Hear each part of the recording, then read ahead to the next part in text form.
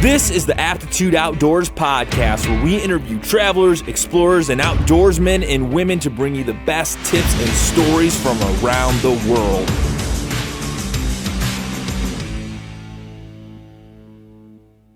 All right, everybody, welcome back to the Aptitude Outdoors podcast. Today, I'm joined by my great friend, the one and only Mr. Bill Hoefflin. Bill, how you doing today? Great. How are you, Paul? Great. We are out here at the beautiful WW Knight Nature Preserve out here in Perrysburg, right across from the river. Beautiful Maumee. Gotta love it. So, what are you laughing at? Beautiful Maumee. The beautiful Maumee River. Oh, okay. Yeah. You're a naturalist. You should know these things, Bill. There's a giant river behind us. I thought you were claiming we're in Maumee, Ohio. We're not in Maumee. I said we're in Perrysburg. I know. I was confused. Would you please listen to me? I don't ever listen to you. Probably for the best. Bill, now, we do stuff outdoors quite a bit. Yep. We get into trouble with ourselves, probably our jobs, and definitely our wives. Oh, for sure. Doing the activities that we do. But man, I mean, I've known you for a while now, but I want to know, where did it all begin for little Billy, little Will Hoefflin running around in his underwear? How did you get into all things outdoors? Were you born this way, raised this way, or did it just kind of happen as you got older? I think. Or are you faking it? Definitely not faking it. Yeah, I'd probably be insane if I didn't work outdoors.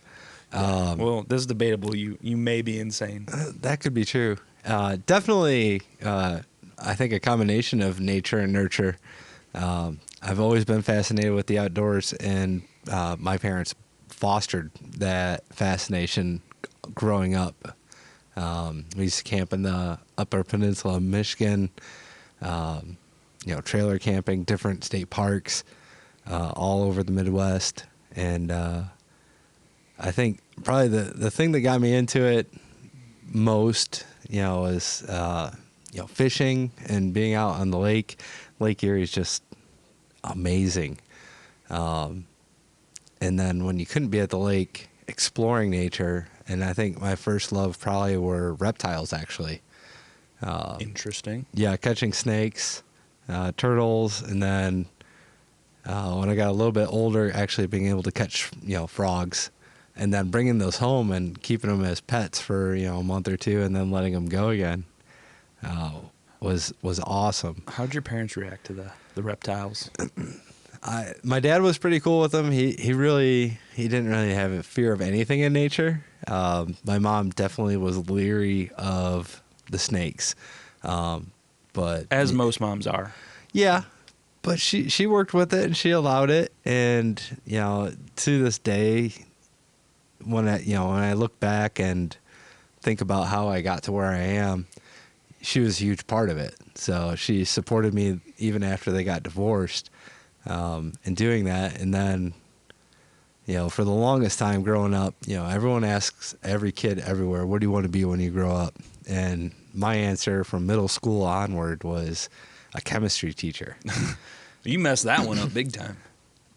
Sort of. I mean, that's when I went to school, that's what I was going for at college. And, it took me a year to realize I don't want to teach the same thing for 30 years.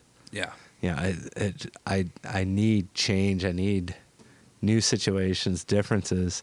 I respect teachers because they do still choose to do that, and be sort of focused on one subject. It's got to be rough. I mean, you are pretty good at yelling at kids, though. Oh, yeah. I've seen definitely. it. Yeah. That's a teacher quality. That's definitely a teacher quality. I know that's a quality of all my teachers. I remember specifically being yelled at quite regularly. Right. But after that first year, I took a year off. I realized that wasn't what I wanted to do, and sort of went back to what I'd done in high school, which I was at Clay High School.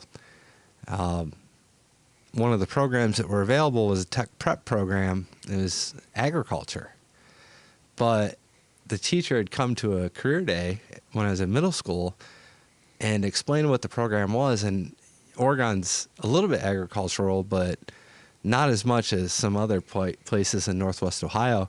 And they focused more on nature interpretation and wildlife management. And the thing that really sold me was all the field trips, because they went all over the place looking at nature, which is what I've always done growing up. And his name was Mr. Heminger. And, I went to sign up for that class for my freshman year, and the counselor that I was scheduling with was like, that class is not for people going to college. And I'm like, cool. See ya. Okay. And I'm like, is it going to stop me from going to college? And she's like, maybe. Why do counselors do that? I don't know. Aren't they supposed to encourage you? They should encourage you to follow your passions. I mean, I would think so. Yeah, I was in they put me in some like weird kid class because I didn't do any of the sports, like extracurricular. I have 0 extracurricular activities in high school. Not a single one.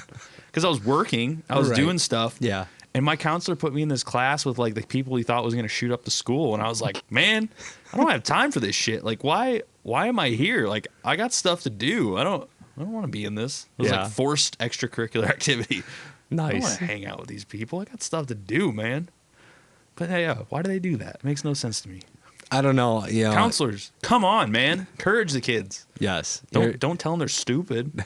Or don't tell them they're too smart for something either, because that was basically what I was being told. They never told me that. Yeah, well, you and I are two different people. There might be a little bit bigger brain over here. Maybe. Okay. Well, on to the next topic. No, but so they told you not to go to that program? They told me not to go to that program. Let me guess. You did it anyway because you're Bill. Yeah, I'm That's the Bill I know. Yeah. And you tell me not to do something, I'm going to do it twice as hard, pretty much. Yeah. I've seen it. So, but it was a 4-year program, and learned a whole bunch about nature and wildlife, even further in depth than I'd ever done on my own. And, I circled back to that after my first year of college, and I'm like, I want to go do this, and went down to Hocking College, went away for school. And at the time, that was a huge thing, because all through high school, all through middle school, I was a huge introvert.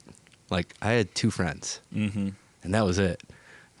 So going away to school, luckily, my future brother-in-law we went down at the same time. We were roommates. Really? And then, halfway through the school year, he enlisted in the National Guard and went off to boot camp.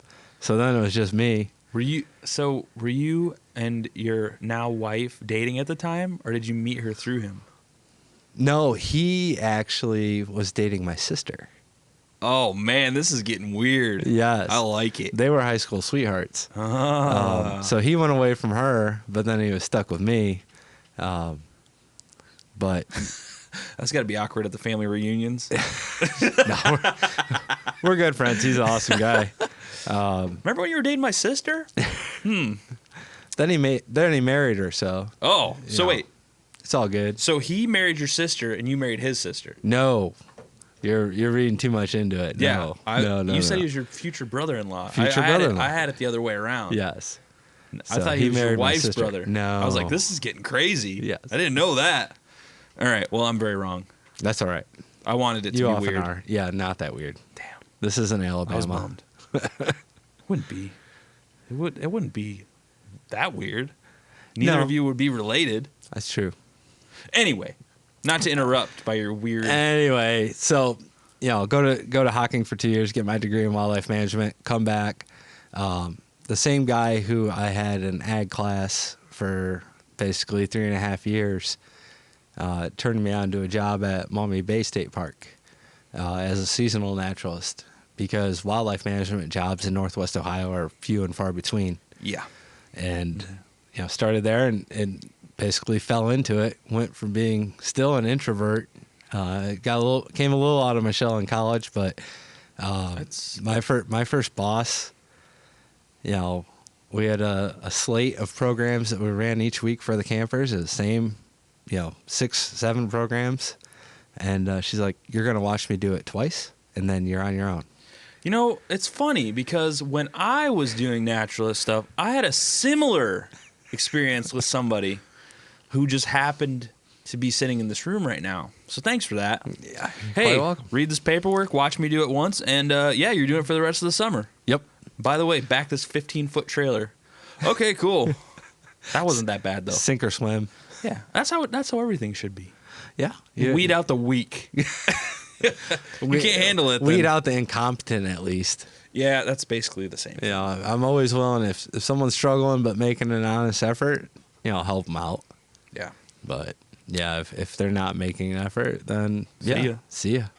Yeah, so that kind of sparked your career. How long were you at Maumee Bay for? I was there for 3 summers. Wow. So How old were you? I would have 20s? been. At the end, I was about 24, 23, somewhere in there. Not bad. And then you.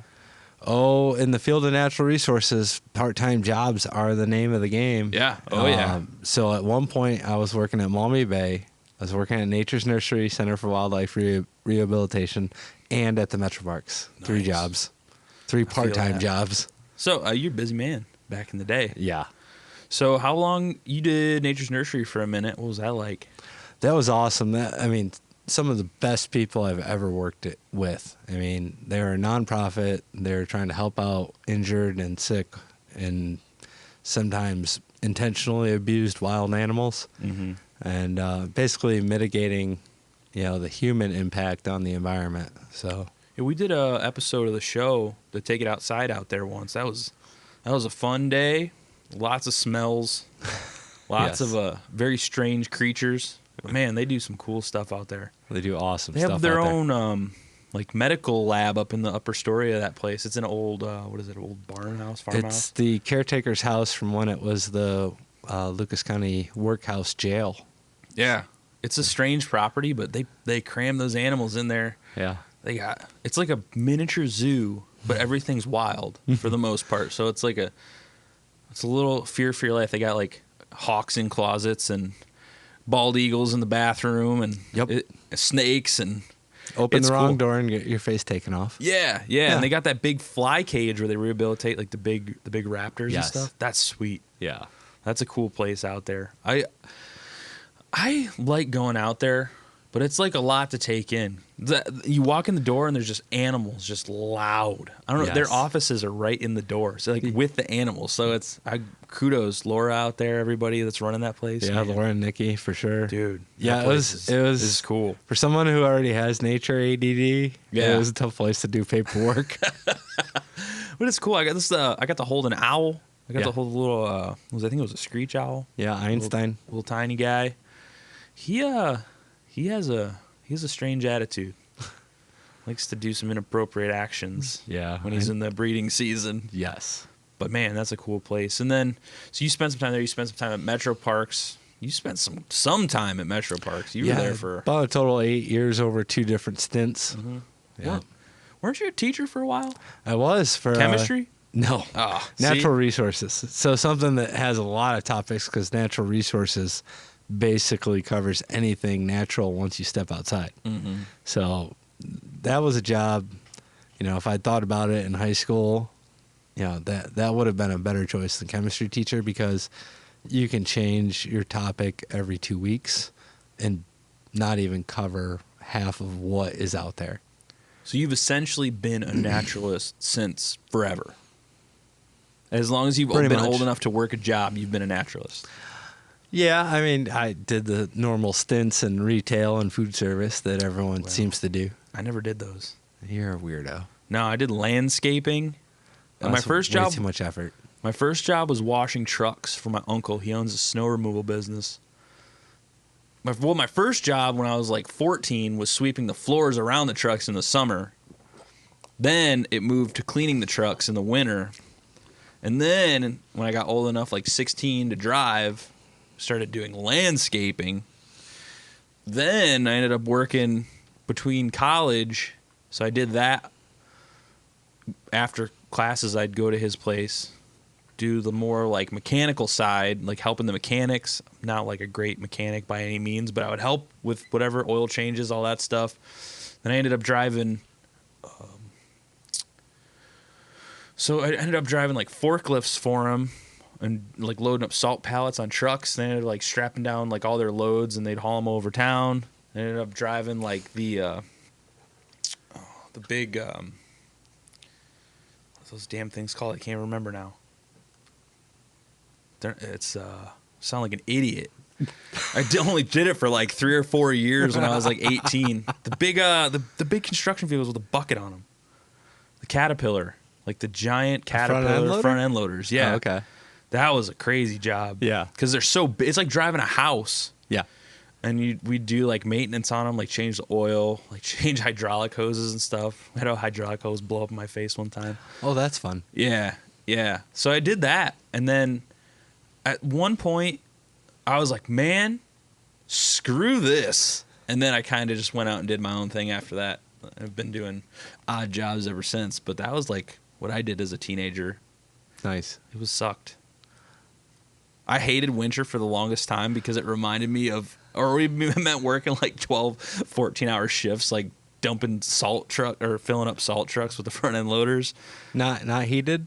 They're heated. No. No, you had You're a nice little equipment, baby. but you're working all night and then you're like, I would literally fall asleep in the front end loader and then I'd wake up to some salt driver like honking his horn at me. I'd fill them up and then they'd take off. I'd just go back to sleep. Damn. My uncle's going to hear this. He's going to be pissed. Did that forever. I just slept in those things. But yeah, that was kind of like a rude awakening. Like, I need to get out of this shit, man. Like, I don't want to work. Yeah. 12, I mean, 14 hours. all those high school jobs, I mean, teach you what you don't want. I mean, Yeah, I think everybody should do those. Yeah. I think everybody should have to I work mean, I had a bunch of shitty paper out jobs. when I was 14 and, Yeah. you know, taught me I'm not a morning person. Yeah. So, I got cousins. They didn't work jobs till they were like 18. I'm like, what are you doing? Get out there, 14. Yeah. Ain't buying nothing for you.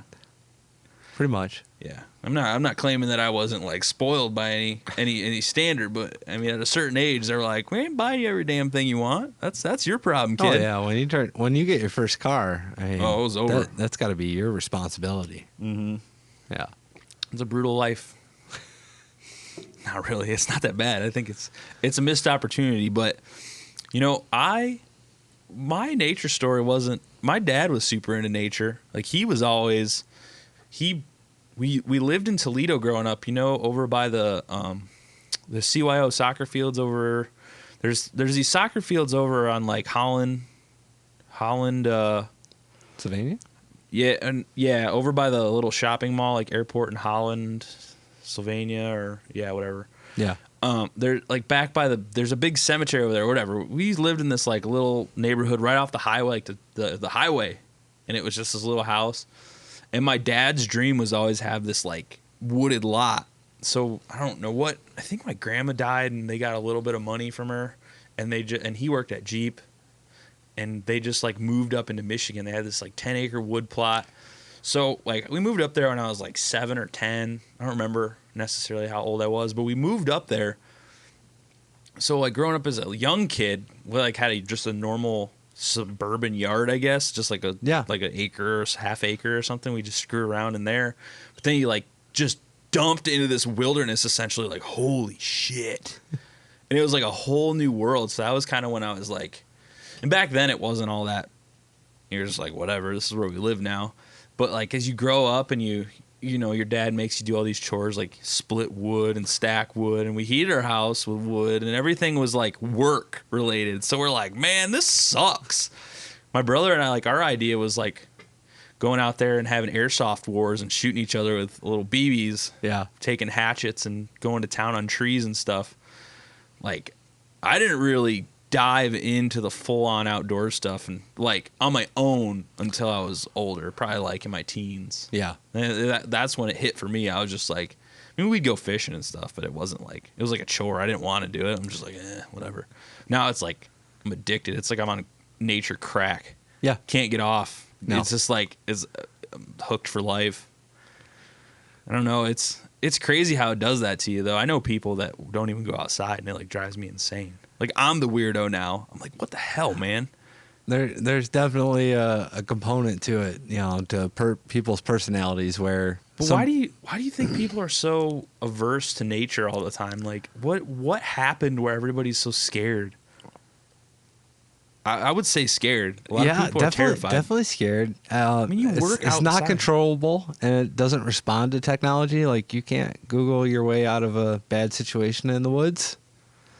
That's true. Yeah, you need prior experience or common sense or a little bit of prior knowledge. I think so.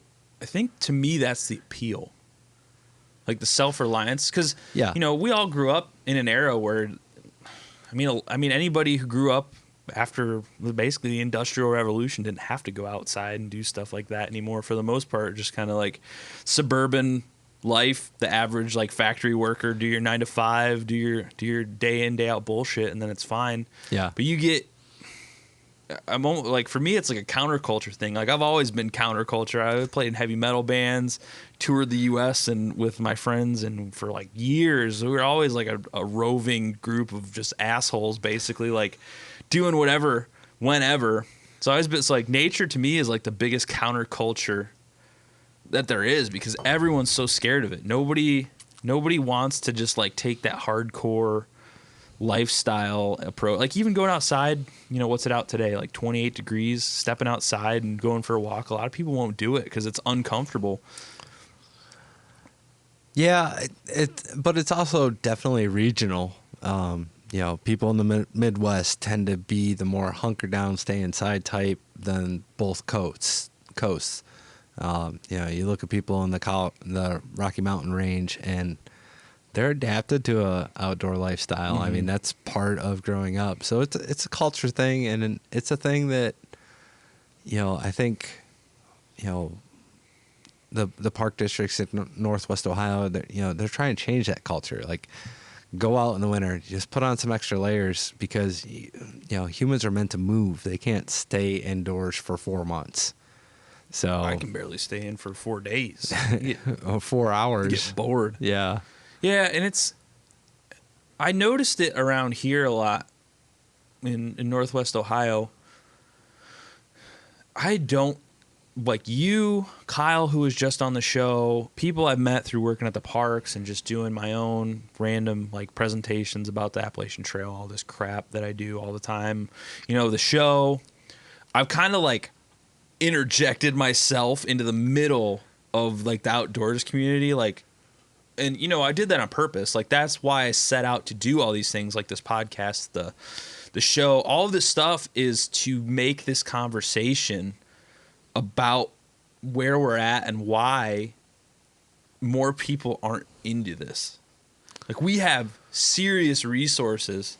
Like a lot of places don't even have that many parks and don't have that many opportunities to get outside. Like you can step out your door, you can go buy a $500 boat brand new at Bass Pro and just go fish the Maumee. Yeah. Like name one person that couldn't afford that. Like it's not like, I get it, it's a big investment for some people, but like it's so underutilized that it drives me up the wall. Like why are people not doing it? Right. And I mean, not to say that. And I'd argue you don't even need to buy the $500 boat. There's, used. Well, no. I mean, there's the Maumee River has plenty of public access points where you can fish from shore. You have Lake Erie that has the same thing, and then you have numerous inland ponds and lakes that have been created by the state of Ohio or local park districts that are, completely fishable. Yeah. And there's a huge outdoorsman population. I mean, we have a freaking Bass Pro right in town. Like, they only set those up where they know people are buying this stuff. Yeah. But, like, I meet people all the time who are like, I would never go and, like, do a lot of this outdoor stuff because they're scared of bugs. They're scared of to me, in my opinion, the most mundane thing. And that's only because I've been exposed to it for so long. But it's just like, how do we get so far away from that we can't even go outside and like enjoy? Like my brother-in-law, I love him to death. We have another podcast together for his business, but he doesn't do any. He's not about that life. Like bugs get all no. Yeah. And I'm always asking like why? Like they can't. Nothing's gonna hurt you. Like maybe a bee or like a spider could bite you. I've never been bit by a spider, and I've had plenty of spiders on me. I'm not sure what the fear is. Is it irrational or is it misunderstanding? Or is it not a fear at all? Is it a preference for comfort over discomfort? Oh, well, yeah. Yeah. Because a lot of outdoor pursuits, you're going to have a certain level of discomfort. Well, and you're going to, be rewarded with some pretty awesome situations or experiences, but they're not going to be guaranteed and they're not going to be constant. Well, yeah. So you're working with the public pretty often, especially you probably do a lot with kids who probably don't have a lot of exposure to this stuff. They come from public schools or private schools, wherever they come from. How many of these kids are like some kids are about it. They get it. They are all about it. But some kids, like I've worked with kids in the past, they're just like, no, want nothing to do with it. Yeah. What's the percent? Like if you had to say, like throw a rough number out there, like how many kids? 15% are going to be all about it no matter what. They're sometimes more gung-ho than me to, do things. You're going to have, 20 up to 50% that don't want the discomfort no matter what the reward is. Mm-hmm. And then you have that remainder, that 35% that, can go either way. Yeah. I'm not even that old man with the cane, like these damn kids and their video games. Cause I played video games, dude. Right. I was a Halo master. Like when I was a kid, nobody could tell me shit about Halo. I was like the best. Like I sat inside. I didn't do any. I played Halo. I played all Xbox. I'm part of that generation. Like I don't have anything against it. I don't think it averts kids from going outside. I just think they don't have the opportunity. Like their parents aren't taking them out. Yeah. Nobody's. I was teaching a few courses over at the 577 Foundations, just like kids outdoors, general stuff like map and compass, building forts, like just basic stuff to get kids outdoors. And like these kids are just like clueless. Like, what do I like? Take the sticks and build something, man. It can be whatever you want it to be. Just build. Like, just the point is to get you outside to do something. They're like, don't want to touch it. Like, yeah, it's weird. And there's people that know way more than me that might be able to delve into why that is. But even just from you growing up, and you've probably met kids like this, and I had friends like this where you have this generation of parents that were raising people like you and me, that when they were kids, their parents took them camping. They went to the national parks. They hiked miles. They were in scouts. They were outdoors. They were pre-home AC. They knew the whole discomfort. And then when they turned around and became parents, they shielded their kids from that kind of stuff. Mm-hmm. And that's the generation that you and I grew up with. There's plenty of kids I grew up with who never camped. Their houses had central air. And if it was above 78 degrees, they were inside. I don't know a single friend off the top of my head, besides maybe like you, Kyle, handful of other people that have camped before. Yeah. Willingly. Right. And maybe I'm just so jaded because I was like grew up with this stuff. Like I remember walking home or coming home from school one day. I never walk home from school. We live too far. We live in Ohio, man. And where we grew up in Michigan, everything's a half-hour drive no matter what you do. Yeah. Everything. So I come home from school one day and I walk in the basement because all of our stuff was down. Like it was all of our like toys, I guess, when you were a kid. Yeah. We had a basement. It was just a plain basement. We play down there and I just look up and there's rabbits hanging from the ceiling. My dad's like cleaning these rabbits. I'm just like, okay, that's kind of messed up, but whatever. Of course, we end up eating them. I don't know how many damn rabbits I ate as a kid, just not even knowing it. Right. Half the time, or until we like finish it, my dad's like, "You just ate your rabbits." Like, cool, But yeah, man. I guess I don't know. It is really hard to change your opinion when you grew up with it. To me, it's weird that people don't do any of this stuff, but for people who've never done it, I guess it could be real jarring. Yeah, for sure. And the older you get, the more you know. And, like, I'm sure you can remember back when you were a kid and you're on a bike and you do all kinds of stupid stuff on a bike. And you weren't worried about falling and hurting yourself. Mm-mm. Well, you get on a bike now and you look at something that looks sketchy and you're like, I'm not doing that because I'm going to break a bone or twist an ankle or... Yeah, I just went out. We did an episode with Don from the bike shop in Spoke Life out in Perrysburg. Dude, I'm 30. Yeah. I was like, holy shit, this dude's trying to kill me. Yeah. Day 2 mountain bike. I went out and rode one time to test out the trail, And then the next time out, I had like a professional BMX or mountain bike racing professional. Like he did that as a career, taking me out. And I'm like, I'm going to die. Yep. I didn't. It was fun. You didn't, but would you have done that if there wasn't a professional encouraging you to do it? I did it before it, and I was scared shitless. Yeah. Because I didn't know what I was doing. Yeah. It really does help when you have somebody that knows what they're doing, giving you tips. Yeah. Like, actually, you'll hurt yourself if you slow down. And I mean, I've done enough outdoors activities where I'm like not oblivious to like the basic concepts of like, yeah, don't like I've gone skiing and stuff. Like, anytime you try and scared and tense up, you're gonna eat it. Like that, you just learn that stuff over time. Right. Not that I'm like a badass professional activity guy, but you learn certain things over time, which kind of brings me into a segue into our next topic that we really need to discuss because we haven't been able to talk about it in detail. We did a brief episode of Tales from the Trail where we discussed it, but like, man, I think in Northwest Ohio, and people can crucify me if they want, the Fort Support is the most underrated thing that you can do. We got people out there doing marathons. We got people out there doing these, like, everybody out here bikes. There's got to be like $1.5 million at any given moment of dudes in spandex on the road, which I mean, I do it too. I'm not going to sit here and like be above and beyond or above the law here. Like I have a road bike. I ride occasionally. I think it's fun. Yeah.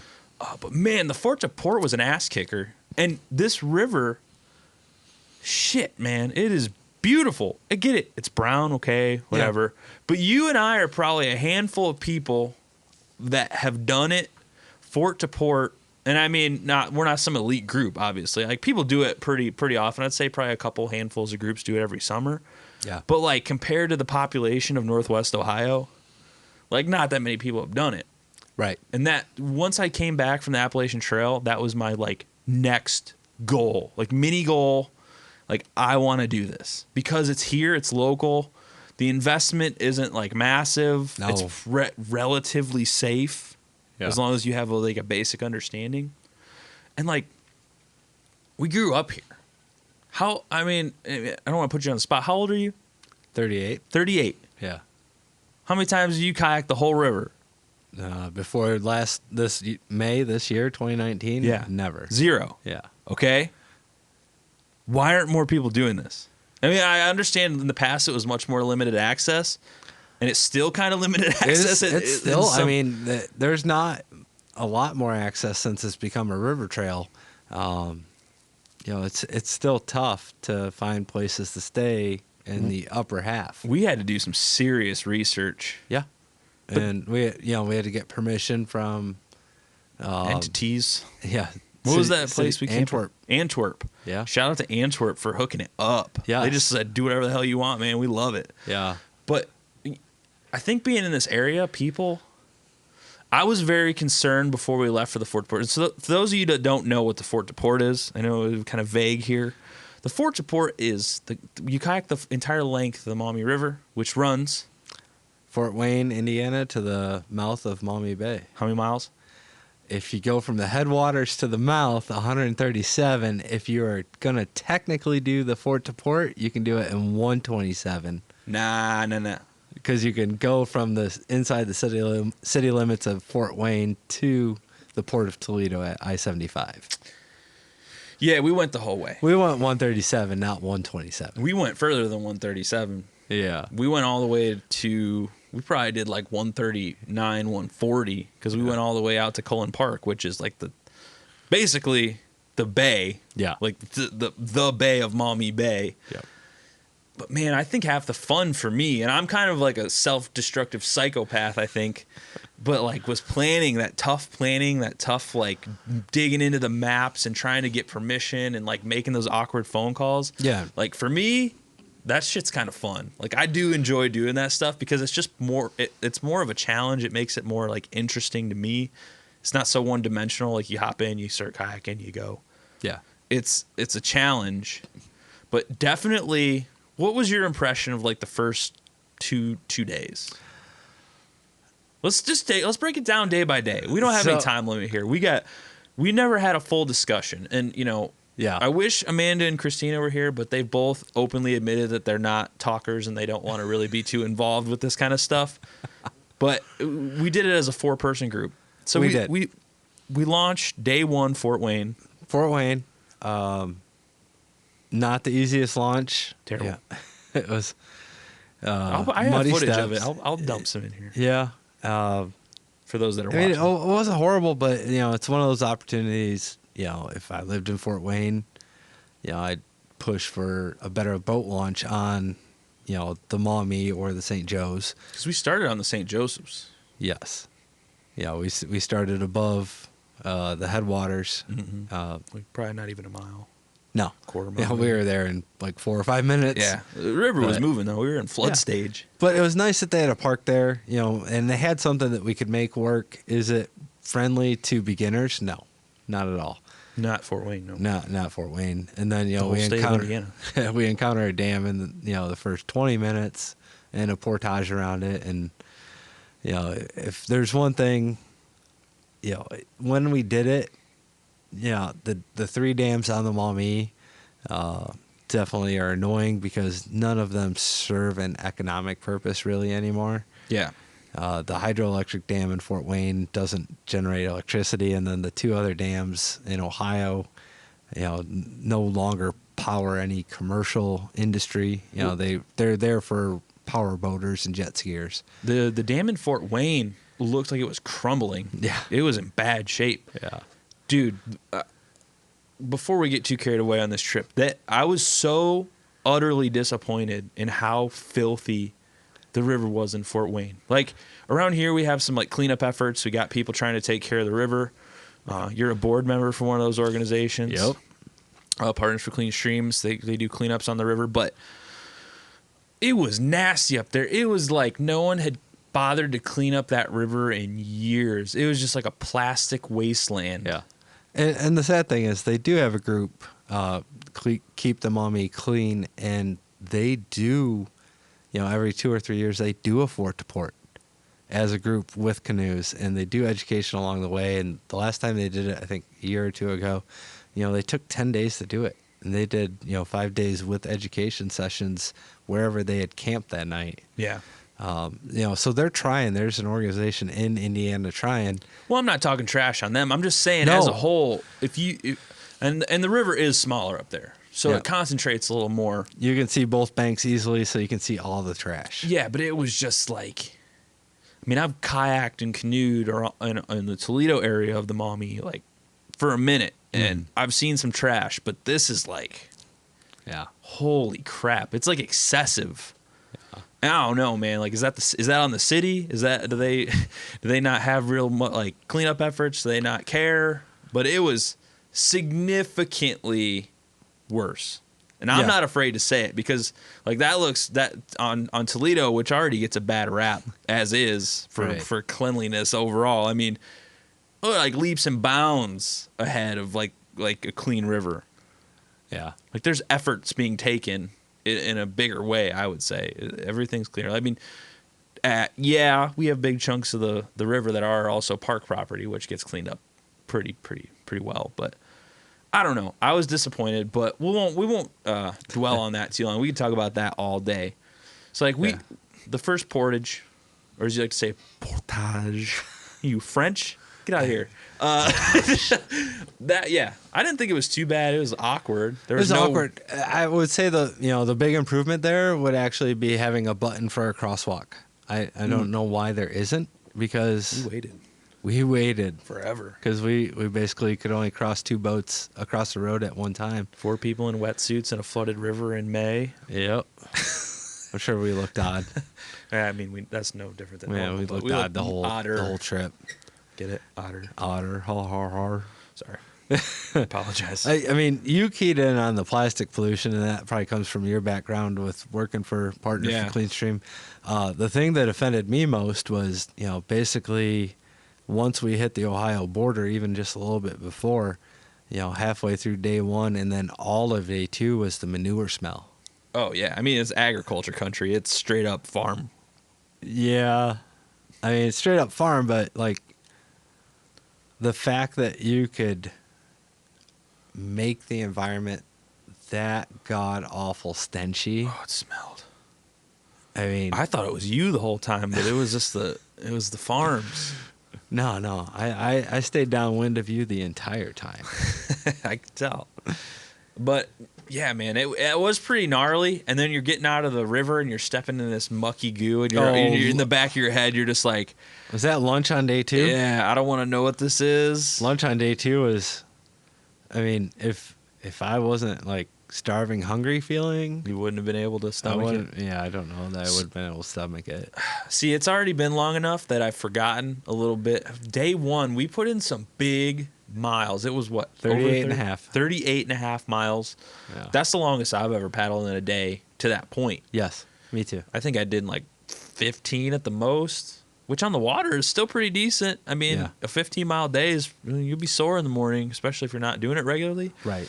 We went out there like basically no conditioning and just ripped out 38 miles. I don't think anybody was too happy about it, but we only had like a 4-day window to do this thing. Yeah, we had one weather day that we could have camped out for a day if it's thunderstorms all day. But Yeah, so we ripped out that 38 miles. We went to Antwerp. yep, Super accommodating. I called their what was her name? city manager, right? City manager of Antwerp. I'm sorry, I don't remember your name, but she, you're always nervous when you call these people because you're banking on this plan, and if they Yeah. say no, then you're like, well, there's nowhere else to go. Right. So, since the birth of the water trail, I would assume that's what makes them much more accommodating. But she literally told me everything's wet. Like, I don't know where you're gonna camp, and I was like, please don't use this as an excuse. I was like, listen, we're all psychopaths. We'll sleep in mud puddles if we have to. Right. And she just said basically, hey, do whatever you want. Like, I'm just saying it's not going to be comfortable. And not to be mean, you're wrong. It was great. That place was awesome. It was right by a gas station. Yep. Had You flush restrooms that had auto locking doors. Yeah, at night. I was going to bring that up. You and my wife got locked in the bathrooms. That was an interesting story. Yeah. So we probably should have noticed. We ended up both using the men's restroom because the women's Was already restroom was locked. already locked. yeah, And we both ended up in there, and dude, that she was so changing funny. in the actual real stall with the door, and I was waiting to change in the stall.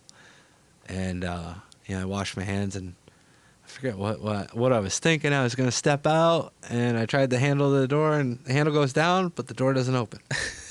I'm like, just push on the door. Nothing. Meanwhile, Amanda and I walked down to the gas station to get pizza. Yep. It was like 0.2 of a mile away. There's this gas station that has gas station pizza. Yep. We're walking down there to get these frantic phone calls. We're locked in the bathroom. What do we end up having to call the police? Yep. We called the police, and I called in to. I looked up the non-emergency line. I mean, this is part of the good thing about doing the Fort to Port on the Maumee.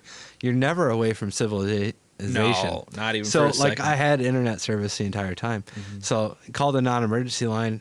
Say, hey, there's 4 of us, or we're camping at the Antwerp Riverside Park, and I'm locked in the bathroom. And How'd that go? the operator said, wait just a second. And I hear this weird click, click. She's like, can you say that again? I'm like, I'm at Antwerp Riverside Park, and I'm locked in the bathroom. And all I hear is like 2 people start laughing. And she's like, okay.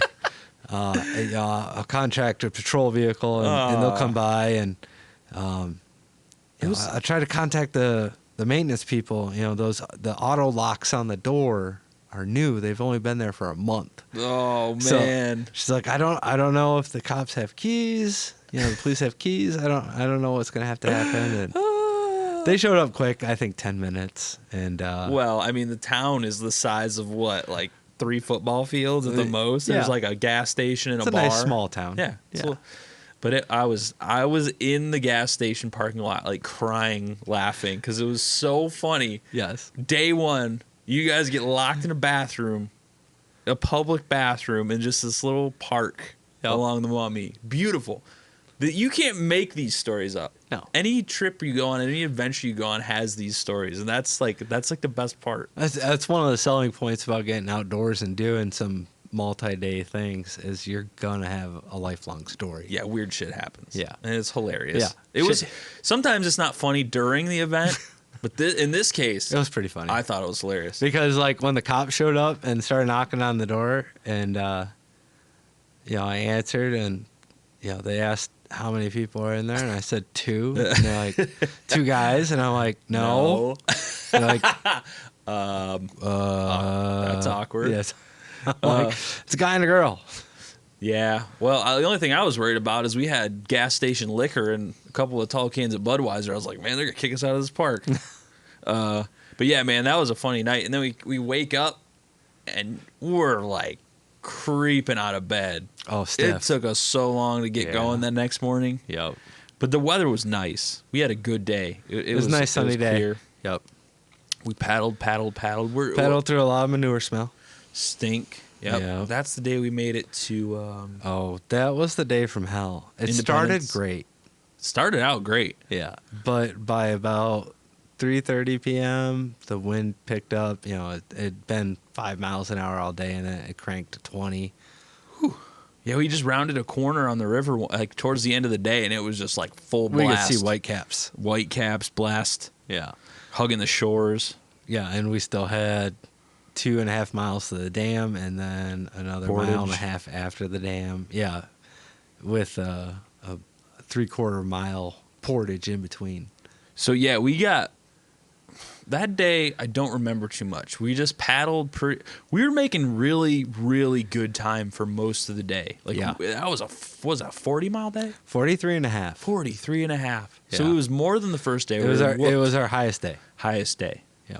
So we're paddling our asses off all day. The river's moving fast because, like I said earlier, flood stage. Yep. Just And about. then what's that town? Napoleon? No. What's that town right before the dam? Independence Dam. Defiance. Napoleon was nice. We got caught in a rainstorm, but yeah. they had a really nice restroom and a really nice boat ramp, and we just hung out under the roof during the rainstorm and ate lunch. What was funny, though, is because a couple years before that, your old coworker, my friend Catherine, assume she's your friend too. Yes. She moved to Virginia, Lynchburg, Virginia, a couple years ago. But she's the first person that ever took me out overnight camping in a canoe. Yeah. And we paddled through the same area on that trip, and it rained then too. We had to pull off the river because it was a thunderstorm during that trip. But that was fun. It was funny because like at the exact same spot it started raining. I was like, this is like an omen. I don't know. Like this part of the river doesn't like me.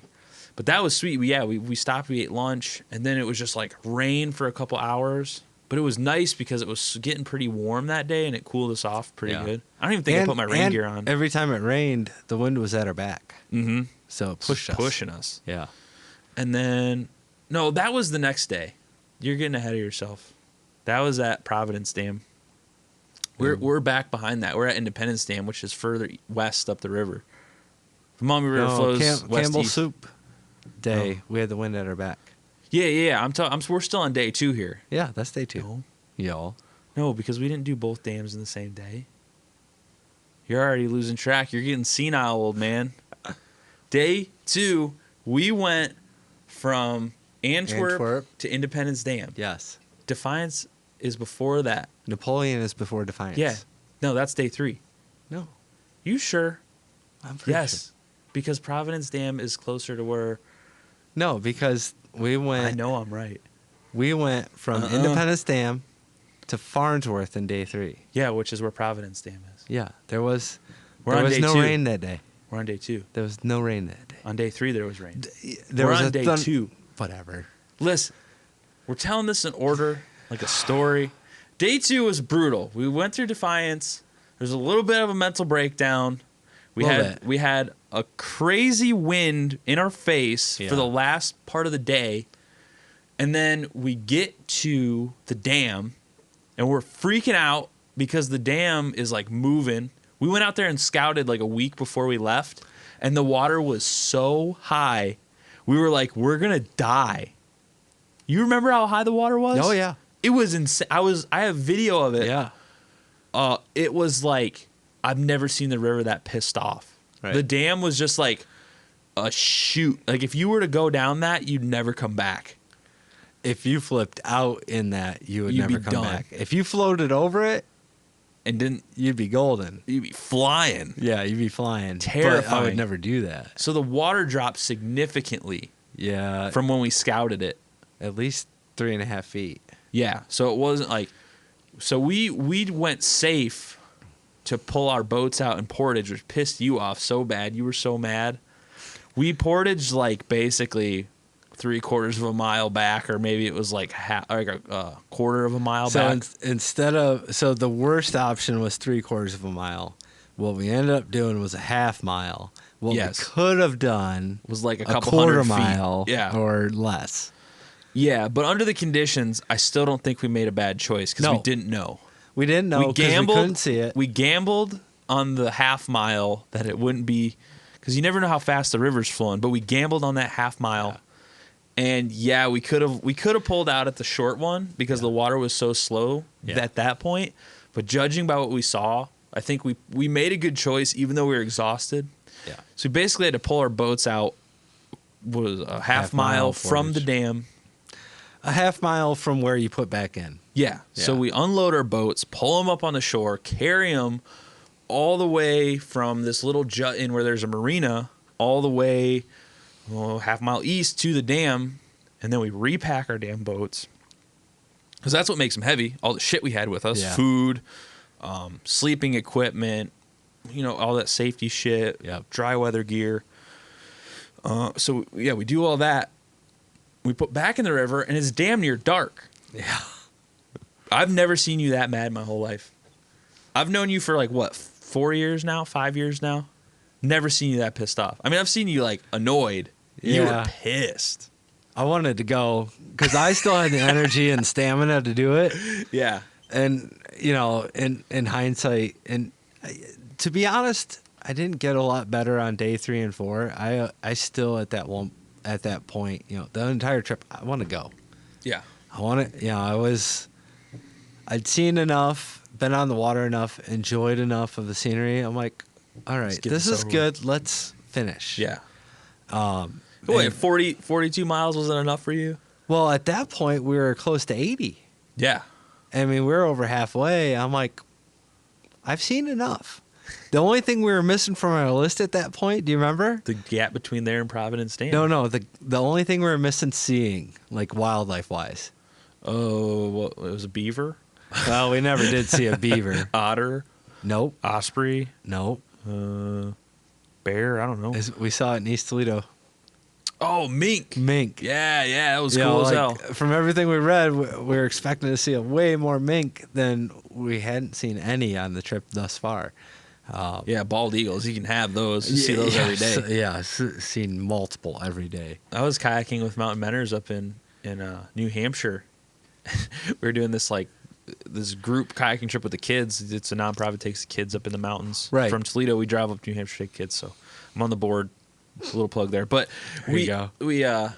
we take these kids up there, and the guide's all like, "Oh yeah, we got bald eagles up here." I was like, "Dude, we got them in Toledo too. Like they're everywhere." They're like, "I'm not impressed." Okay, No. Show me something cool. We did see a moose though. That was pretty awesome. That is cool. But Yeah. we got to that dam, and everyone was wiped out. But we'd been through a lot that day, and we get over the dam. Luckily for us, the camera crew was there for the show. Jeff, my camera guy, showed Yep. up, and he had a buddy come with him, Justin, flying a drone, and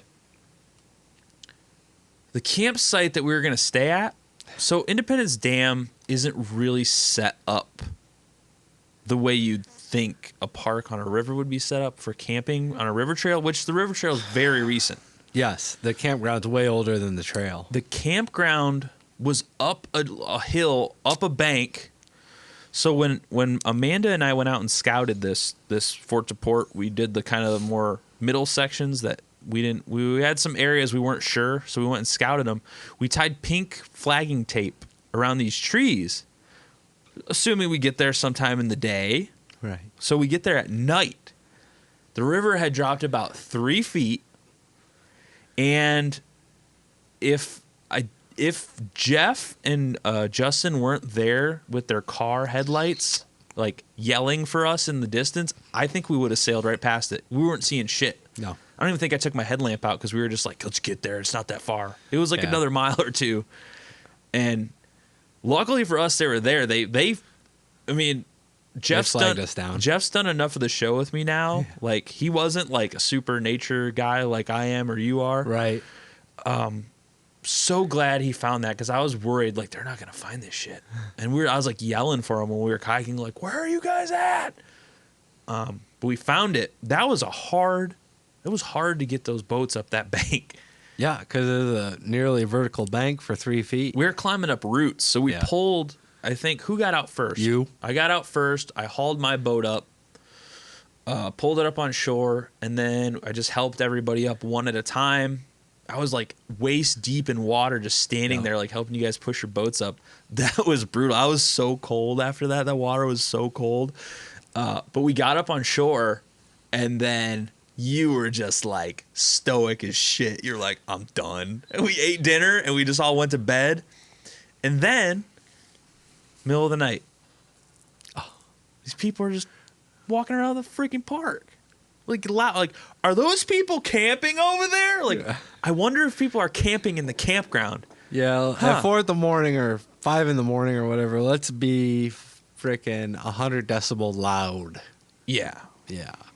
But before you get to that, I mean, you got to talk about the dinner that night of day 2. You know, dinner at 10:30 p.m. Tacos, wasn't it? It was some kind of chicken taco mix with tortillas that had been vacuum packed so hard they had gone from folded 12-inch tortillas to single piece 2.5 by 10-inch tortillas. That was my fault. But here's the thing: for as awful as that was the best tasting dinner of the whole trip because I was so tired and so fucking hungry. So pissed. That was So hilarious. I could have ate enough to make myself puke. Thankfully, I'm old enough to know my limit, you know, because I could have ate twice what I did and then like just been sick all night because it tasted that good. That's a recipe we crafted on the Appalachian Trail, Christina and I. It's literally just like pre-packaged chicken and what is it, the Nor rice dish, the like Spanish rice. Yeah. If you eat that stuff not when you're doing an outdoor activity, it's the worst tasting crap of all time. It was delicious. And I got a little overzealous with the vacuum sealer. I had just gotten it for hunting, and I was like, this is sweet. Yeah. It's vacuum sealed everything. Like, vacuum sealed my car keys. Like, anything that I could vacuum seal. And, the tortilla was a disaster. They, like, turned in, like, 3 separate tortillas turned into one. Yeah. Just Just one impressive. brick. That was a hefty bread hunk. Yes. Still ate it. We didn't care. Oh, it's delicious. It was amazing. But yeah, that was a day. Yeah. Yeah, and we got people waking us up in the morning are all pissed off. I think Jeff gave me some like warm Coors Light out of his trunk. I was like, hell yeah, this is the greatest beer I ever had. Yeah. Didn't have any raccoons or anything. No That was raccoons, nice. no potable water. Remember that? Jeff brought us Oh yeah, he did. He like brought us gallon jugs. 6 gallons, 8 gallons of water. Yeah, we filled it up. Yeah. I think there was a pump though. I found out after the fact, but we would have just had to filter it. Yeah. But I didn't. But I brought a filter. listed But on the Independence Dam campground website, it listed. said no potable water at the Yeah. campground. So well, that's crazy because we're in Northwest Ohio. I can't fathom that, but no. it is what it is. I mean, Yep. if you bring a pump and a filter, you'd be okay. Yeah. Now we know if we're ever to do it again, which you probably won't.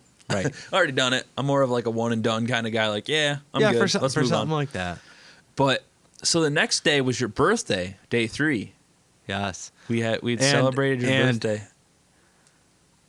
I've meant to bug you on this. It didn't show up in the Take It Outside episode. Yeah. My awesome solo entry to start day 3. Oh yeah, you can blame Jeff for that one. He I thought edited you it. were. I thought you were taking. You had this film of it though. Oh, it's on video. Oh, okay. Yeah, you did do a badass entry. Into We the will river. be showing that. If I can find it, on I have March it. 3rd. Yeah. Yeah. I mean, I have it on video somewhere. I Good. can throw it in the 'Cause I wanna video see it. version of this podcast. Even though I'll have the big wetsuit black butt going on. Mm-hmm. That's a big butt, man. That's right. But you got in the water and you did this cool solo maneuver. I didn't do that. I don't even remember how I got in. That was the day where it rained. We're back on track now. All right. We started paddling a little slower. The water slows down there. It's a bigger river there. Backflow from the dam. Yeah, you already passed one dam, then you got backflow from the second dam. You get the slack water from the Grand Rapids Dam or the Providence Dam, whatever you want to call it. That day was kind of uneventful besides the rain. Yeah, besides the rain. Slower. We had the thunderstorm at lunch. Yeah, we did look We out. got to watch the silly teenagers trying to take selfies, and then they got Drenched. just drenched. Beautiful. I love when that happens. Yeah. That's why you should be wearing a wetsuit and having a Or, GoPro. or at least be aware of your surroundings, because that thunderstorm, we could hear it from 20 minutes away. Yeah, we paddled all day through the. It didn't rain till like, I don't know, a couple hours in. We started getting hit with the rain. Yep. We paddled. We got to Napoleon. We pulled out when it started to rain. We got some lunch. We just kind of. I mean, the rain never has been an issue for me. Like, I'll go outside in the rain. I don't care about that. That's what raincoats and hats are for. We were literally wearing wetsuits. Yeah. Like, it wasn't a big deal. No. So we're mostly for hypothermia, which wasn't an issue Right. unless you fall in. But even the river wasn't that bad at that point in time. It was a little chilly, I think it was but 58 degrees. it felt okay. Like, you wouldn't have died immediately. No, It would've been got okay. a few hours. Yeah, you'd be okay. Yeah. So, yeah, we did day three was uneventful. We stopped. We had a second lunch at Turkey Foot. Was that right? Wow. Yeah, Turkey Foot Preserve. We had the Yeah. peanut butter and jelly. We pulled onto the shore. All had to we go had pee. PB&J. Yep. Jeff filmed us peeing. Thanks for that, Probably. Jeff. Yeah. Yeah, we did that, and it was. You know what? It took a while to get to Turkey Foot. We kept thinking we were there. Oh, we were yeah. there. It was getting And- real humid too because it stopped raining. Yeah, it was like right before, just an hour before the storm, and it's like, all right, Turkey Foot should be coming up. It shows a landing point. It's on the water trail. And it took forever to get there. Forever. Yes. It's right. It's like right Just around the. one long curve. It's right around the curve from where they do the Lowly's board bash. I don't know if they do that anymore, but Yeah. there's that marina, Lowly's Marina. It's Yeah. right around from that, but it took us forever to get there. And then from there to the dam, which isn't that far, that also felt like it took forever. You're basically paddling in a lake. Slack water. Yeah. It is brutal. It doesn't feel like you're moving at all. No. After 2 I days can't of imagine when tearing ass. you and Catherine did it in the summer, because at least we still had flow when we did it last May. It sucked. Yeah, for you and Catherine, it must have been horrible. Oh, so bad. And it was direct sunlight, like 85 degrees. Yeah, no. I considered jumping out of the boat and just swimming. That's sort of why people don't do Fort to Port, Northwest Ohio. There's just so many stretches that are brutal in the summer. Yeah, I mean, whatever. Deal with brutal. it. Just deal with it. I wouldn't even choose to do it. Well, you're kind of a wimp. Yeah, okay. But whatever. Don't distract from the heart of the story here. We had a good time, even though it was like that part sucked. I'd say day 3 was my least favorite. We skipped the recommended portage for that one. Yeah, we got risky on this one because So the main point of this thing is we did our research. We didn't just go out there like a bunch of assholes and like pretend like we knew what we were doing. Like, we scouted every takeout, every campsite, every location where we were going to be doing anything, and we made some seriously hard decisions about that portage, in particular at Providence Dam, because you go on the north or the south side of the river, you're basically portaging on the dam. Like, the steps are on the dam. They're next to the dam. Yeah. But even at the high water level, it looked very safe. Yeah, it's a really wide landing. Because there was a backflow. Yep.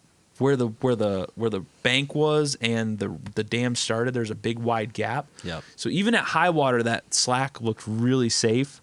The Providence Metro Park side of the dam looked like more scary than the southern side, which Providence Dam's on the north, or the Providence Metro Park is the north side. It looked a little more treacherous. And it used to be open, but they put like these barriers in, so I don't think we've been able to get over them. Nope. But that's, beside the point. In the future, if you want to encourage more people to do it, putting, a barrier like they have at Middle Grounds with where you can go over the paddler access, yeah.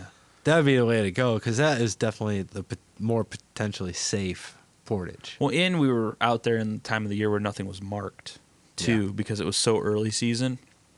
Yeah. But like we made a good choice. We pulled out right at the dam. The portage was like not even a portage. It was like 30 feet or something. Yeah, It was, it was nice. maybe 50 feet. And there were stairs back down to the river on the other side of the dam. Yeah. And we just took off from there. We stayed there because there was a thunderstorm. Yep. And, I was antsy to go because Jeff did bring us pizza. Jeff brought us pizza. That was awesome. It was his leftovers. But But it's the thought that warm. counts. It's the, it's the gesture. Yeah. And it was good pizza, too. I don't even know where. He got it somewhere in Grand Rapids. I don't even know. Jeff, we appreciate the pizza. Yes, But- always. But the thunderstorm, man, I was getting so antsy. I was like, let's get this shit over with. Yeah. You were safety. Oh, the half-hour rule. You were safety man over there. Yeah. Safety Bill. There you go. You knew it was coming. Dude, it's not worth getting hit by lightning. No, I agree with you. That's how I am. Yeah. I couldn't help it. I was like, there's no damn lightning, raid. It's gone. But we waited it out. Got pictures of me sitting at the picnic table, like pouting, like, oh my Poor baby. God. Somebody got a bug in their eye. Amanda? Was it me? Amanda. Sounds like something that would happen to him. Yeah. She has bad luck sometimes. Yes, she does. Yeah. Yeah, we that porridge was But easy. then began the fun because the second half of day 3 and the first half of day 4 yeah. was the fun. I mean, What is it's that? What do you mean by fun? all the rapids. The rapids. Yes. Hell yeah. Yeah. And we've done rapids before. But These- I mean, for all of them. For you and Christina especially, these were probably the biggest rapids either of you had ever done. Yeah. Well, no. In a kayak. No? I went whitewater rafting before. No, in a kayak. Oh, in a kayak? In a yeah. kayak. I went with the River Lures guys a couple of times. Yeah, just, like, you didn't do it. drunk. No, you, in the- that was lower Well, I flow probably than shouldn't what say we that. did. I mean, we were totally sober and prepared Right. in summer. Yeah. We did them like 3 or 4 times, but they weren't as that big. No. But yeah, that was a fun. Was basically the stretch from Grand Rapids all the way down to Farnsworth. Just was pretty much all rapids except for that big slack water on the islands. Yeah. There's rapids, At the very end. rapids. Yep. All the way through Otsego Park, Yep. basically, and then you hit a couple miles and Weir's Rapids right before you get to Farnsworth. Weir's Rapids before you get to Farnsworth. And then you just kind of sail into Farnsworth. We pull it out the boat launch. Yeah. That was the shortest day we did. It was a 30. I think it was That 30. one was 34 it was the shortest day we'd done so far. so far, but not the shortest day. Finished in daylight Yes. for the first time. Yes. No, we finished on daylight on Antwerp. Barely. Barely. But I mean, this one, by we the time we had had like the tents popped few hours. on day 1, it was dark yeah. because that's how we got locked in the restroom. But we basically had a few hours to actually wind down this time. Yes. But this was one of my favorite nights on the trip because we tricked you. We had Amanda's husband, Alan, brought us pizza. Yeah. And we surprised you with a birthday cake. Yes. That was fun. That was fun. I wish we would have put it on video, but I think I gave up on video at that point. I didn't give a shit. We got we went down to some place. I don't know if you expected it or not. I did not. Because we were just like, we're eating pizza and all of a I was sudden just we looking forward busted to out this pizza. birthday cake. That was a fun night. And Amanda had communicated well enough that, Alan was going to bring drinks. Yeah, I don't even know what we had. Mike's Hard Lemonade or something. And I think it's just Miller Lite. Cool, crisp Miller Lite. Yeah. It's beautiful. Man, that was a fun night because we actually got the other nights we basically set up camp and went to bed. It was we had like 20 minutes to sit around, eat, and we're And done. then dive into your sleep. We bag. hung out, had time to wind down, went to bed. Yeah. Poured all night long. And then you got woken up by bicyclists the next morning.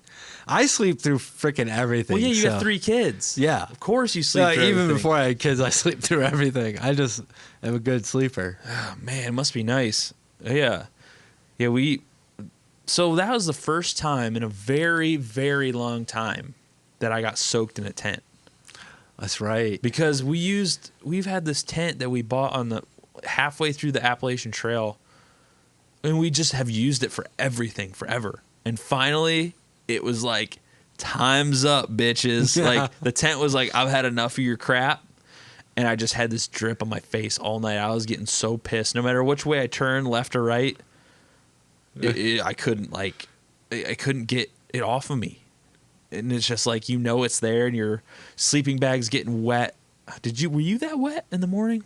Oh, no, I was dry. You gave me like your new tent. You gave me like your best sleeping pad and sleeping bag. I won't be making that mistake again. You geared again. me out like to the max. I loved it. That won't be happening again. Okay. It's going to happen every time. No, we actually just bought a new tent, which I'm super stoked about. It's the same tent. It's just the new model. Yeah. Because I love that tent. REI Quarter Dome. Best tent So ever. I would be remiss if I didn't take like 3 minutes here. Yeah.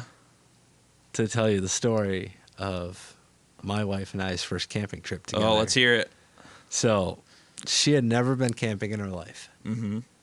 And, I'd camped since age 7. Mm-hmm. And we went to Mohican State Park. It's just car camping, I've never been there. It's beautiful. Just if you go end of July, the butterflies are astounding, and the mosquitoes are like non-existent. That sounds great to me. Yes, and we went July, had a river site, because we'd camped there as with my mom. We knew like the 4 best sites in the park, and had a great site.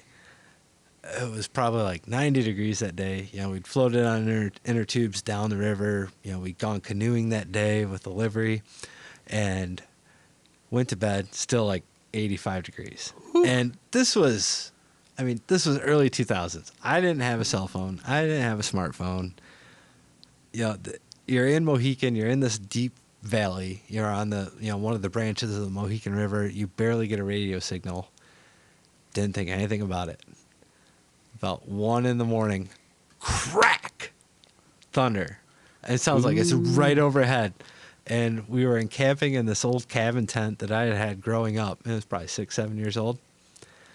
It was so hot, that week. We didn't throw like a tarp over it. It didn't have its own rain fly. It's a cabin tent.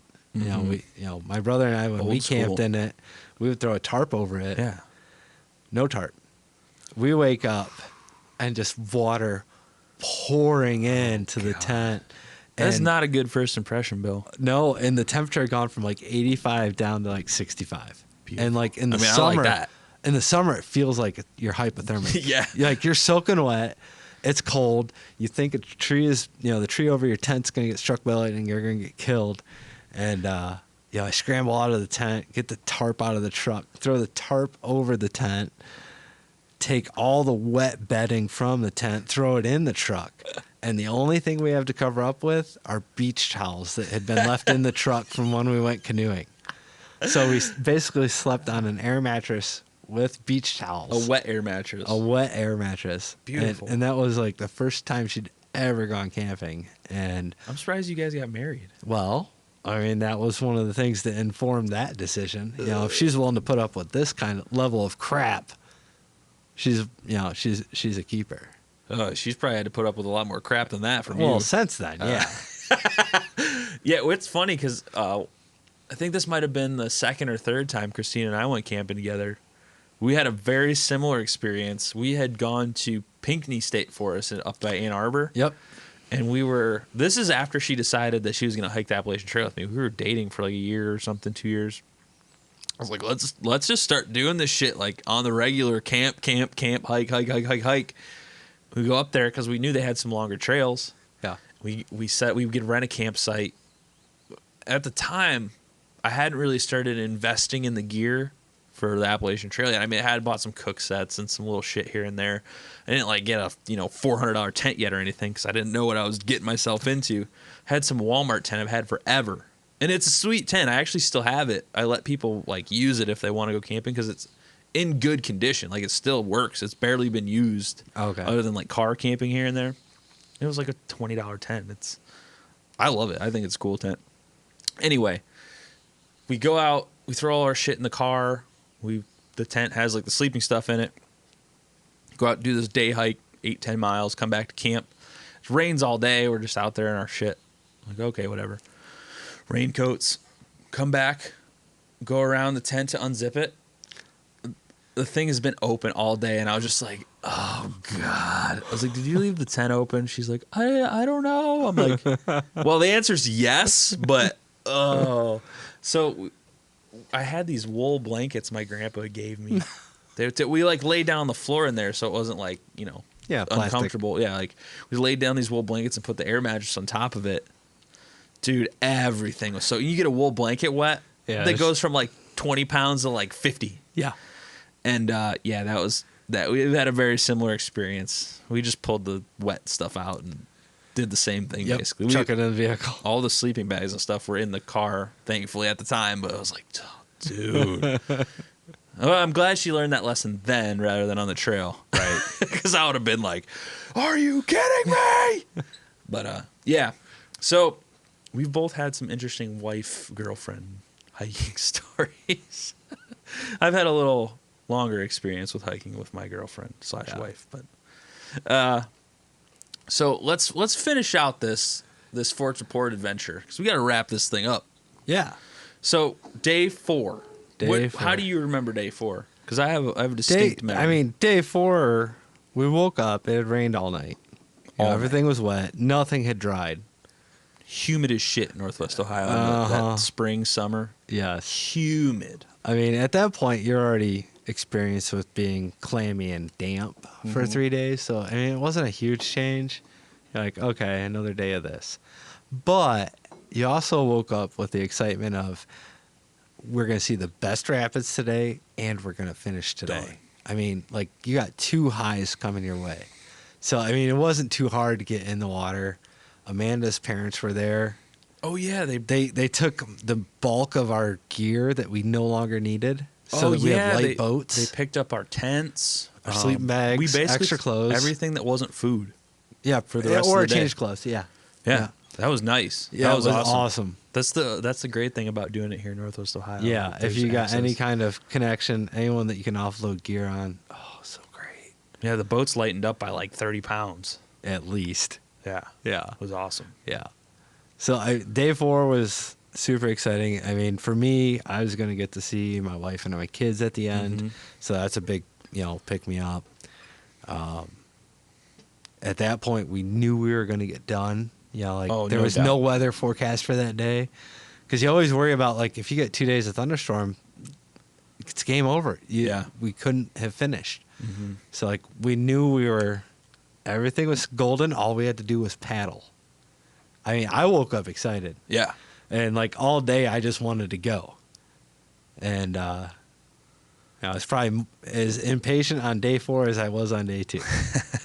And then it sort of bit me because at the end, after middle grounds, wiped out. Not wiped out. I had to find somewhere to go. Oh, yeah. Yeah. Bathroom breaks. But so we left Farnsworth, paddled through the rapids. We got to I would say a critical decision point in our trip. We had the first gnarly ones right at Waterville. Right at the first, we went interurban bridge. We went through some pretty. I mean, for the area, let's not disillusion the audience about how these rapids are. I mean, they were class 2s. Yeah, they weren't like whitewater kayaker like in the West Virginia River. No, like they weren't the New River, Ohio Pile, or anything. They're rapids. Like that. Yeah. So you had experience. You're trained. You're sorry, what's the certification? ACA certified. Amanda's ACA certified. Yeah. I've gone through the rapids a couple of times. Right. On my own. I've looked them up, kind of scenarios, what you should do. Christina had no experience. Yeah. So she was pretty scared. Yeah. So we set it up so there was someone in front of her, someone behind her, in case we needed to rescue, which, ended up not being the case because it's be able to be handled by just about anyone as long as you have your head on your shoulders. Yeah. But we get past the first set of rapids. Then there is, at the time, there was construction on the bridge in Waterville. In Waterville, yeah. And it was freaking us out because there was some pretty gnarly like they weren't just rapids though; they were like man-made diversion with pylons. Yeah, the pylons, and then there's this big weir diverting the entire flow of the Maumee River. Yeah, to 1/3 of it was blocked. Yeah. So the power of the water funneling through that, plus the size of the rapids coming out on the other end that weren't natural, plus the time of year, freaked us out. The fun story we had from the maintenance woman at Farnsworth. Yeah, what was the story? I don't remember it. So there were 6 or 8 guys who had launched from Farnsworth and went through those rapids the week before. No life jackets. No, well, weren't wearing life jackets. Were in, kayaks that were not equipped for rapids. They didn't have any bulkheads. Were also carrying alcoholic beverages and weren't trained for those kind of conditions. Mm-mm. And at Stupid. least, at least half of them flipped out of their kayaks in the rapids. At least one of them ended up in a hospital. That's just bad decision making. Yes. That's just underestimating what a river is. Yes. A river that you don't know shit about. Yeah. But, from our standpoint, with the experience that we had with the number of runs that we had made, none of us had ran it at that particular level and condition either with that, the weir and the construction. The river acts different every 1,000 cubic feet per second. Mm-hmm. I mean, there's, 10 to 20 different levels of that river and how it can act. So, I mean, you could paddle that river for the next 10 years at different levels and paddle a different river every time. Well, and, to put a little backstory on it, Amanda and I had gone out a couple of days before we left to scope that area out because that was kind of like, there was no good information about that bridge. Yeah. It's just like, it's a pop-up thing. They're doing construction there. Like, you're not going to know. So we went out and scouted that in detail. And it was funny because Amanda's a very cautious person. She's very, like, averse to, like, conflict. She's very political, like, risk averse. She's very, she's political in situations. Like, she doesn't want to be the bad guy. She doesn't want to, like, cause a scene. And I'm the opposite. I'm just like, I don't give a shit. Like, let's go we got to figure this out. So there's heavy construction on the bridge, construction crews. And I used to work in construction. Like, they're just like, I just remember being in a situation, you'd see somebody come up and you'd be like, yeah, like, what the hell is this person doing? Like, nobody's going to, like, do anything about it. Right. They're just going to be like, what's this asshole doing? Like, what? So I was like, pull into this construction zone. She's like visibly nervous. I'm like, just park. And if they give you shit, just drive away. Like, it's not that big. They're not going to, like, arrest you. You're not going to get in trouble. Like, the worst thing they're going to do is come up and be like, what the hell are you doing here? Yeah. Like, you can't be here. Like, okay. Like, I'll just call you and have you come pick me up. So I hop out at the bridge. Yeah. And I just go down the side of the bridge, down the embankment, and I just start looking at the river. And I'm, like, taking pictures and sending them to you guys who were at work. I think I, skipped work that day to go do it. And I'm, like, looking at the river. I'm like, yeah, we'll totally be fine because it didn't look that crazy when you're looking at it from the other side. We're looking at it from the Lucas County side. Well, the river's flowing towards me when I'm looking at it under the bridge. So I had, like, the full view. I, like, went down to the river level. Yeah. And I'm looking at it like, this doesn't look bad at all as long as we hang to the southern side of the river. Yeah. And so I go back up, we take off, and then we get there on the day of the 4th day, and we're looking at it from the heading towards the bridge, and the water's completely different. And we're like, shit, because it rained the whole day before, so the water went back up. Yeah. We're just like, so we pulled off onto that island, Granger Island, and we were, like, really debating what we were going to do. Right. Because there's no aerial view. You can't see what... All you can see is what you can see from the downriver tip of that island. And I didn't have a drone back then, so I couldn't just, like, launch it and fly and hope I see something. So we made the smart choice. We played it safe, but we made it through all right. Like, not to put the emphasis, like, it was, what we did was smart. It was smart. It was the safest route. It definitely wasn't the most adventurous route. We took if it was, I said this after the fact, if it was you and me alone, we would have just went for it probably and gambled and just done it because we're a little more, like, you're really versed in that stuff than me. Yeah. And, like, I'm just, like, always like, yeah, screw it, let's do it. I'm just going to follow you, and whatever happens, like, you're trained. I probably won't die. Like, there's a 50-50 chance. Let's go for it. But Christina is not like that. My wife is not so, like, let's just do it and see what happens. I didn't want to panic her, so I was like, let's just do this the smart way. Yeah. We pull off on Granger, and we just... Scouted it, made a plan, and went for it. And it was like the most risk-averse plan ever. We just paddled through the super shallow side of the river, and there was like no rapids at all. We made it Yeah. through fine. But I mean, once we got through the one section, the shallow part, we still had to go under the bridges. Mm-hmm. And I was following you because I was your bailout in case like you flipped, Mm-hmm. you grabbed my boat.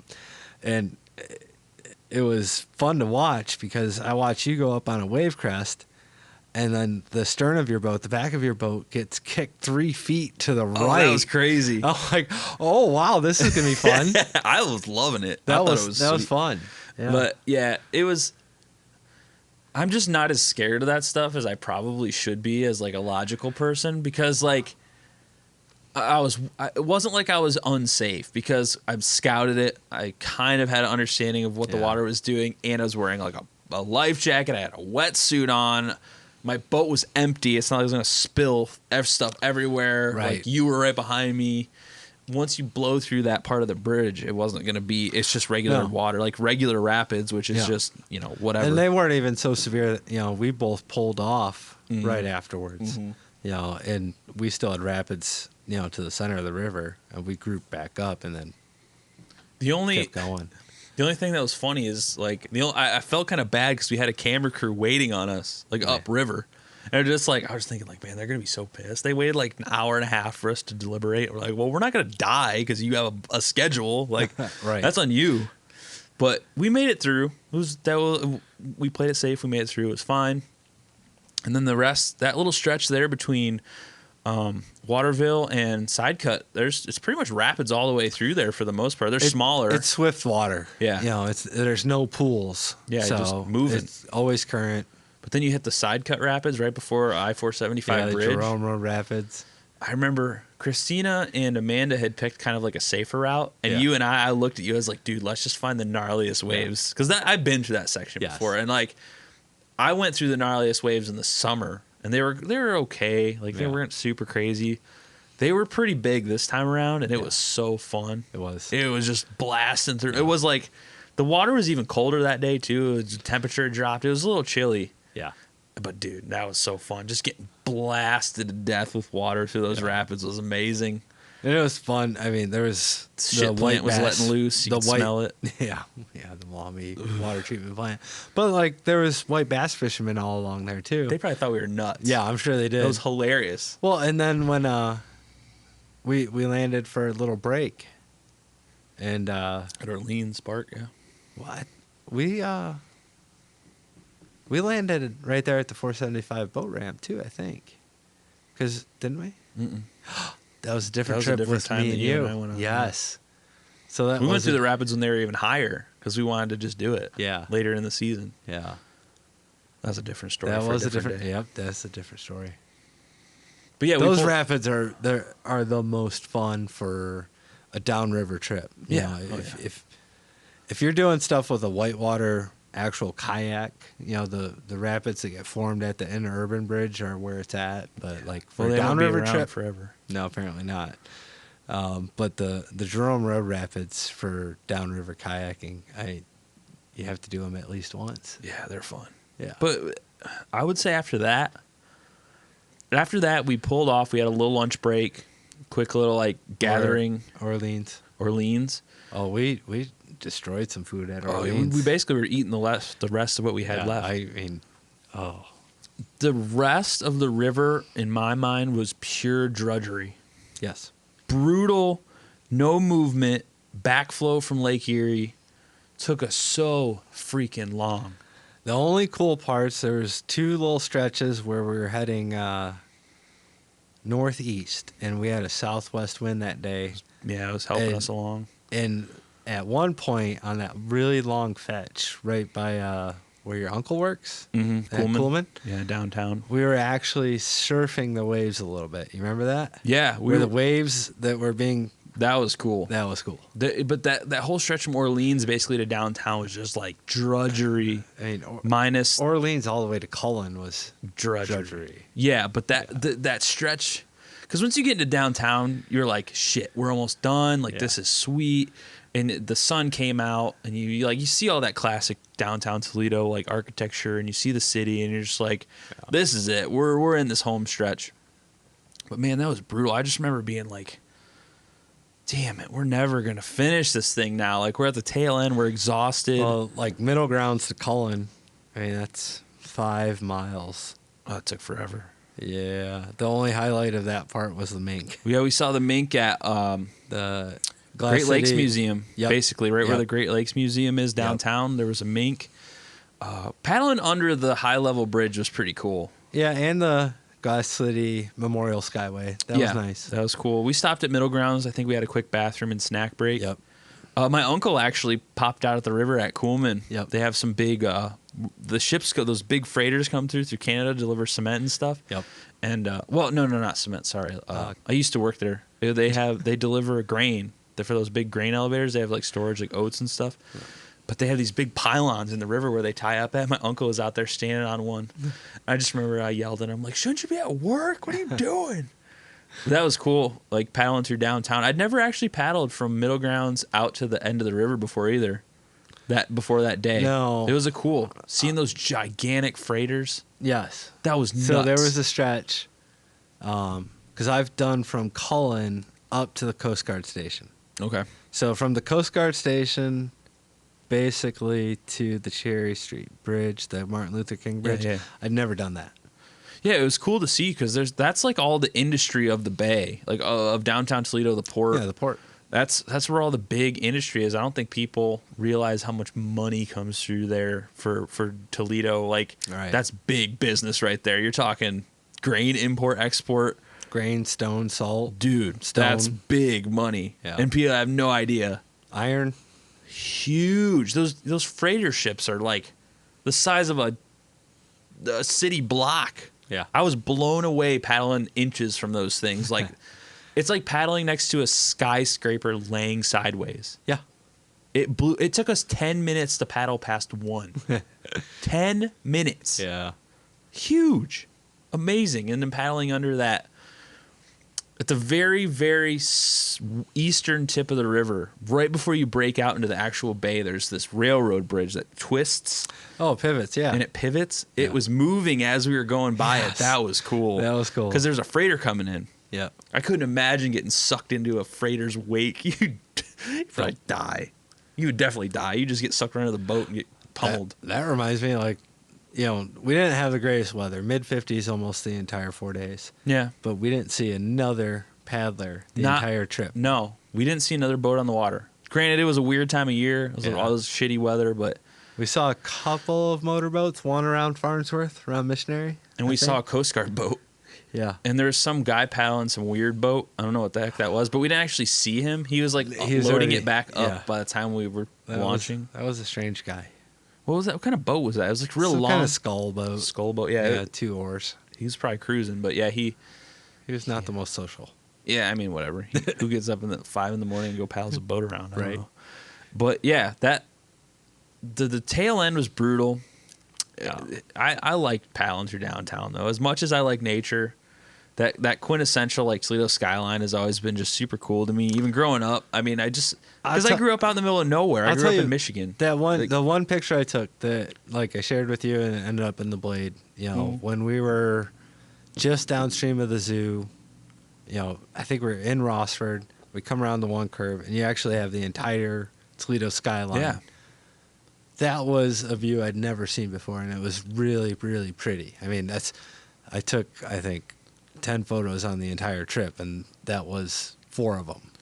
Yeah, I took a lot of video, and when Matt Markey asked me for some photos, I was like, sorry, man, I don't got any. Like, I got like 40 hours of video if you want that. Right. But yeah, it was great. We paddled all the way out to the island in the bay. What's that island called? Oh, Grassy Island. Grassy Island. Yeah. So we paddled all the way to Grassy Island. That stretch paddling in Lake Erie was so damn cool because we'd essentially finished already. We just had this goal that had nothing to do with the trip. It was just like our goal. Yeah. It was just purely something that we wanted to do just to do it. Yeah. And, it was a little bit in my brain. I'm not afraid to say it. Like, people in the past who've done it, a lot of people pull out at International Park. And I'm not trying to be like, I mean, that's everybody's goal is their own goal. Yeah. Okay. Like, I don't have a problem with that. Like, we just wanted to go to Grassy Island because I think it was partly competitive. Yeah, for sure. Just because, and like, to an extent, some of us would consider ourselves purists. Like, when we hiked the Appalachian Trail, we didn't cut corners and like skip trail because we wanted to me, that's an important thing. Yeah. And to other people, it's not. So I don't care what other people do. I'm saying for me, it was important to get into the bay. I don't know if it was important to you guys, but you didn't have a choice because you were stuck with me. I wanted to do every inch. So we went we legitimately paddled every inch of the Maumee River before and after. We started before the Maumee River. We paddled after the Maumee River. Yep. We paddled into the bay onto Grassy Island. And not to say that anybody that wants to do it on their own, that's not important. But, you know, you could go halfway and have enough and be fine with it. That was just our goal. Right. You know, if there is a landing at Coolman, you're in the Port of Toledo, you can pull out there. Yeah, it's called the Fort to Port. Yeah. We just wanted to go the extra mile, and we did. And we pulled out at Cullen Park. I've never seen you paddle so fast. You heard your kids calling you from the shore, and you, like, just launched. You're like, I'm going to go see my kids. And we're like, peace, Bill. You just ripped it. Yeah. That was super cool. You jumped out of your boat, gave your kids a hug. That was fun, man. And then it was over. We're done. We're like, everyone realized just how stinky they were. Throwing cameras in our face. Like, how do you guys feel? We're just like, yeah, I got nothing, man. Like, I'm wiped. We paddled 137 miles. 4 days. 4 days, tired as hell. We went back to your house, loaded our shit up, and we ate pizza. Yep. That was sweet. We never had a celebration. We meant to get together and go out and have this big old, like, woohoo. Right. That was it. We never did it. We should just do it on the anniversary. Yeah, next year we'll drink some beers. Yeah, instead of paddling, just drink. And then next year we'll say we'll do it next year and we'll forget about it. We'll have to find another good river. I mean, I was looking around.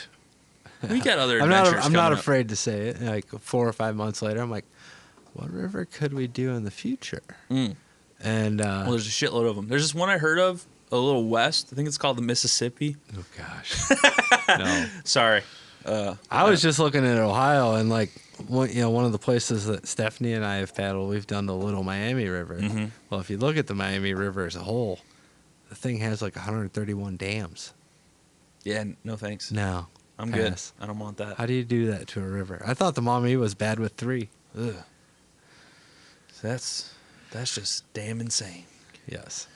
Well, I would like to wrap this up. I want to say thanks, Bill, for coming out here with me today. I know I didn't really give you a choice. I always have a choice. We enjoy hanging out. Oh, I would hell assume yeah. so. Yeah. And we're probably gonna go hunting this weekend. I am for sure. If you show up, that's great. If not, well. You'll be at my house, so I might not have an option. So, thanks for coming out, man. We'll have you back on this show, and we'll discuss more of our stupid adventures. We have some coming up in the summer. Heck yeah. We have some more kayaking trips coming up we can discuss. So Play on Lake Erie. You'll go play on Lake Erie. So that is a wrap for Aptitude Outdoors podcast, and we will see you all next time. Hey YouTube, thank you so much for watching this video. Please don't forget to subscribe. We have so much content lined up. It's insane. I don't even know how I'm going to edit it all and get it out to you, but I'm super stoked. So remember, please subscribe. Keep coming back for more Aptitude Outdoors.